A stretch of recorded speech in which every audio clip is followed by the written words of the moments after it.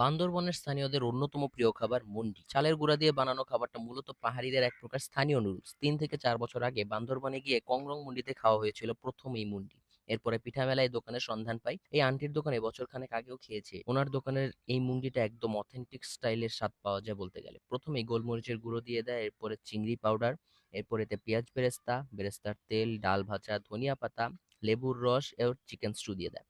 আর যদি ঝাল পছন্দ করেন তবে এক্সট্রা মরিচের ব্যবস্থা তো আছে। এইটা আমি পার্সোনালি ঝালঝালই বেশি পছন্দ করি। আর এই পাহাড়ি মরিচের এই ঝালটার জন্য বেশ মজার লাগে। আর এই ঝালটা পুরো অন্য রকমের। এছাড়াও ২ রকমের বিন্নি চালের পাটিসাপটা পেয়ে যাবেন এখানে, সাদা আর কালো। আমার কাছে ব্যক্তিগতভাবে কালো বিন্নি চালের পাটিসাপটাটা বেশ ভালো লাগছে অ্যান্ড আমি এটাই খুব পছন্দ করি। আমরা ২ টা রকমই ট্রাই করেছিলাম। কালো বিন্নি চালের পাটিসাপটাটা বেশি মজা। ভেতরে নারিকেল, চিনি আর তিল দিয়ে স্টাফিং করা থাকে। খানিকটা তিলের খাজা খেতে যেমন লাগে সেই ফিলটাই দেয়। সাদা বিন্নি চালেরটাও ওকে টাইপের।